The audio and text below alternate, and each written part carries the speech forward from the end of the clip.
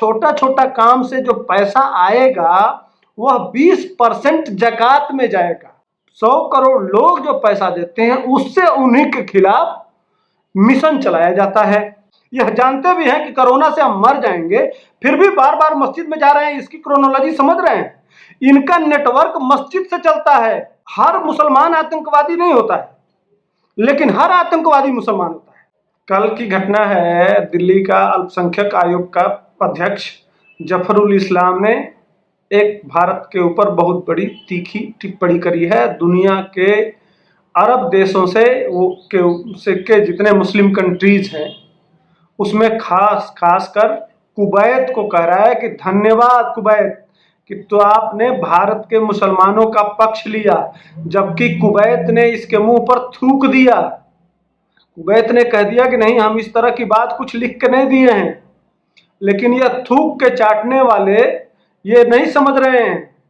लेकिन इसको मैं लोग तमाम उसको भला बुरा ये वो कह रहे हैं, मैं इस चीज को नहीं कहना चाहता हूं। ये ऐसी इस तरह से समझना ही गलत है। इसकी क्रोनोलॉजी समझिए, वो क्यों कह रहा है। इसको जब समझेंगे तब समझ में आएगा आपको कि यह क्यों कह रहा है ऐसा। पिछले 2-3 महीने से, जब से कोरोना की महामारी आई है, तब से एक मामला बहुत उठ रहा है। सब्जियों में थूकने का, बसों में रोड पे थूकने का, नोटों पे थूकने का, बहुत तरह की बातें। और इस तरह से तमाम जगह लोग नकार रहे हैं कि भाई उनका आईडी चेक कर रहे हैं जो सब्जी बेचने आ रहा है, सामान बेचने आ रहा है, और लोग यह प्रिकॉशन ले रहे हैं कि हम इन लोगों से सामान नहीं लेंगे। इस पे अब पूरे देश में एक माहौल बन रहा है कि हम सामान उसी से लेंगे जो हमारे मर्जी, हमारे इजाजत का होगा, हमारे पसंद का होगा, जहां हमारा सेफ्टी होगा, जहां हमारी सुरक्षा होगी। यह माहौल देश में बन रहा है। इस माहौल को देख के इस भारत के जितने ये मुस्लिम बुद्धिजीवी हैं वो क्या सोच रहे हैं, इसको समझिए आप। यह बहुत बड़ी क्रोनोलॉजी है। अगर यह 100 करोड़ लोग सिर्फ हिंदू समाज से ही सामान खरीदेंगे तो इनका जो मिशन है गजवाए हिंद का, इस देश का इस्लामीकरण करने का, जो विदेशों से इनको फंडिंग भी होती है और नीचे जो स्लीपर सेल काम करते हैं, वह यह जहां से फंडिंग होती है उनको इस माध्यम से यह बता रहा है कि हमारे देश में इस तरह का चल रहा है। अगर इस तरह का हो गया तो हमारा जो गजवाए हिंद का मिशन है वह फेल हो जाएगा। यह ऐसा क्यों है, आप इसको समझिए। जब आप अपने जाति के ही, अपने धर्म के ही दुकान से सब्जी खरीदेंगे, सामान खरीदेंगे, तो वह जो यह पैसा कमाते हैं उसका 20% या सरकार को टैक्स नहीं देते हैं कोई, जो इसीलिए ये छोटे छोटे काम करते हैं। आप देखे होंगे कि मुसलमान 90%, 10% सिर्फ शिक्षित हैं जो बड़े कामों में जाते हैं, जो अपने बच्चों का नाम इंग्लिश माने हिंदी मीडियम या इंग्लिश मीडियम स्कूलों में पढ़ाते हैं। बाकी 90% मदरसा छाप हैं, वह मदरसा में ही भेजते हैं, इसलिए कि वह कुछ भी कर लेगा, वह छोटा छोटा काम करेगा। छोटा छोटा काम से जो पैसा आएगा वह 20% ज़कात में जाएगा, जिसमें मस्जिद का विकास होगा और इस्लाम का विकास होगा। वह ज़कात अब बंद हो जाएगा। इसीलिए मैक्सिमम जगह देखिएगा छोटे छोटे काम करते हैं, बड़े काम नहीं करते हैं। बड़ी बड़ी इंडस्ट्री, बड़े बड़े कारखाने, बड़े बड़े उद्योग, बड़े बड़े उद्योगों में इनका विश्वास नहीं है। या पंचर की दुकान, बहुत छोटे छोटे काम, जितने छोटे छोटे काम है, अंडा ठेला, खोमचा, यह मैक्सिमम मिल जाएंगे।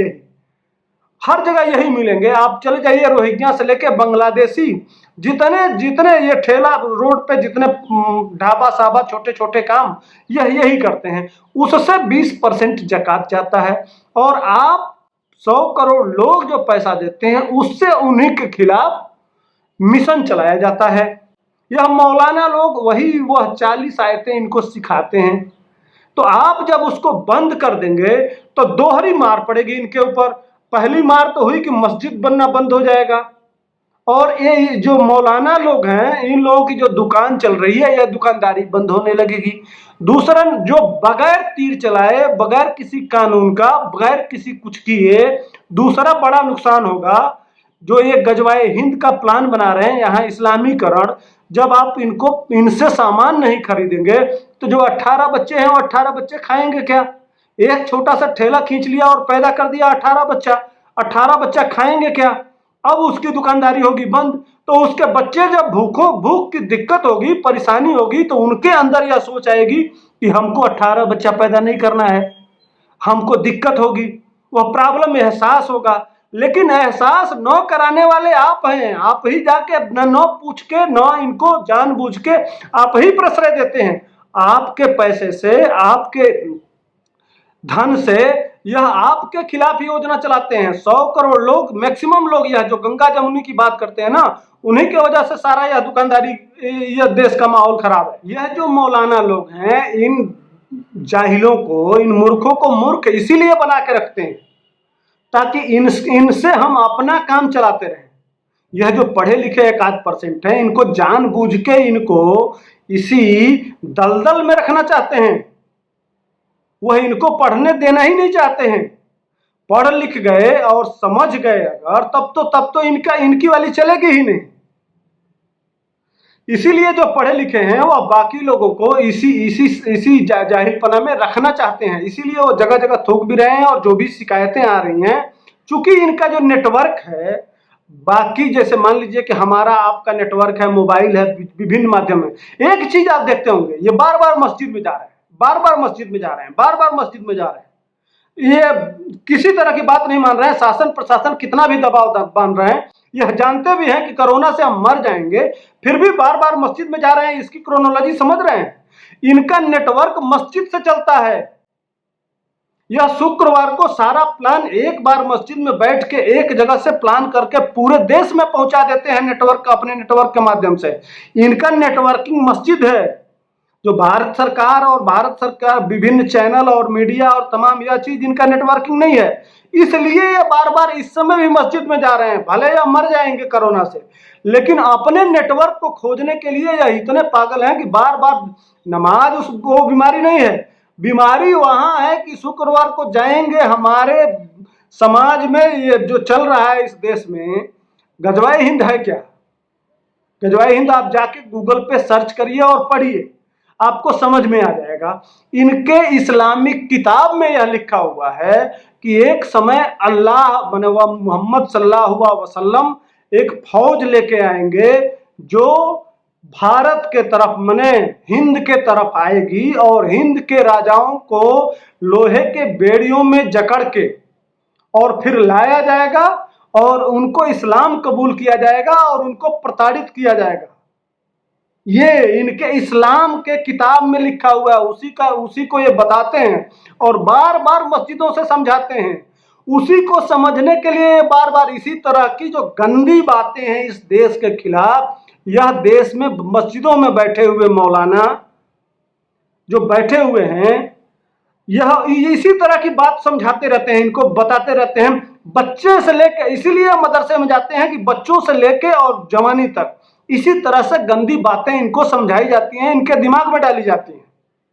और देश में जिस तरह का माहौल बन रहा है और देश जिस तरह से समझ रहा है और जागरूक हो रहा है, अगर इसी तरह से जागरूक बना रहा और अपने मिशन में परोक्ष रूप से बगैर कुछ किए अगर वह कामयाब रहा और इसी तरह से मिशन चलाता रहा, वह सफल हो गया, तो आने वाले दिनों में एक और बहुत बड़ी संभावना व्यक्त हो रही है कि हर मस्जिदों को, जिले के जो मस्जिद जिस क्षेत्र में है, उस मस्जिद को इंटरनेट के माध्यम से, सीसीटीवी कैमरे के माध्यम से हर थाने में जोड़ दिया जाएगा, ताकि वहां क्या किस तरह की हलचल चल रही है, क्या हो रहा है, इस तरह की योजनाएं बन रही हैं। इन सारी योजनाओं को दबाने के लिए यह तरह तरह के षड्यंत्र कर रहे हैं। इसलिए यह मौका है, इनके योजनाओं को सब फेल करने के लिए आपको अपने मिशन में लगातार आगे बढ़ता रहना पड़ेगा।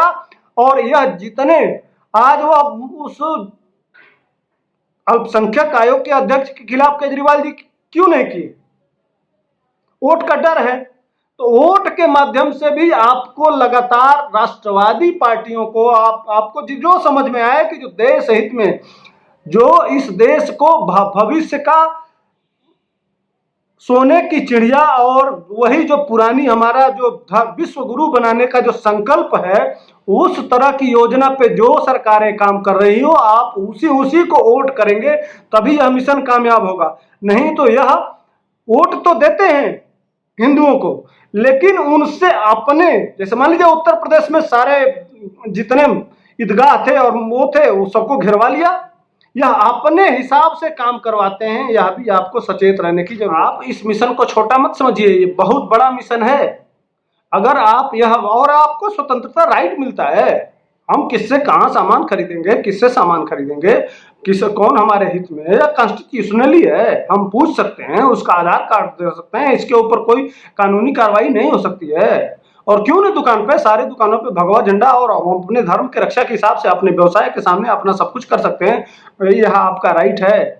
लेकिन अगर आपने इस चीज को अपना लिया, अपने समुदाय के लोगों से ही खरीदना शुरू किया, तो यह बहुत बड़ा मिशन है। इस मिशन से वह सारा कामयाबी मिलेगा जो आप भविष्य के लिए सोच रखे हैं। और यह माँ भारती का सच्चा राष्ट्रभक्ति है।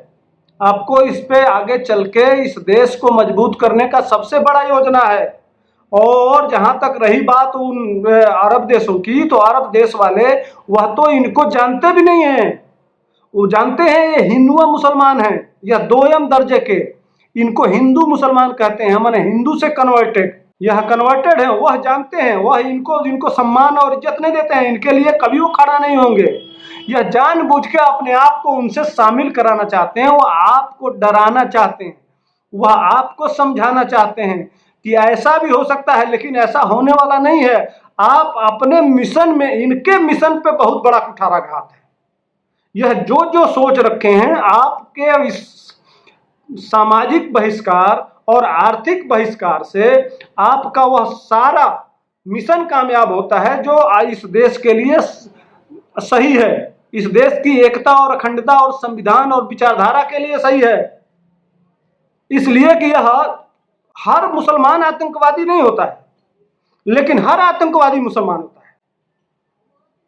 अब वो बताइए, वो जो जाहिल वो मुसलमान है जफरुल इस्लाम, वो पढ़ा लिखा स्कॉलर है, उसको वर्ल्ड के मुसलमान सम्मानित करते हैं, वह एक संवैधानिक पद पे है, वह इस देश की एकता और अखंडता का शपथ लिया हुआ है।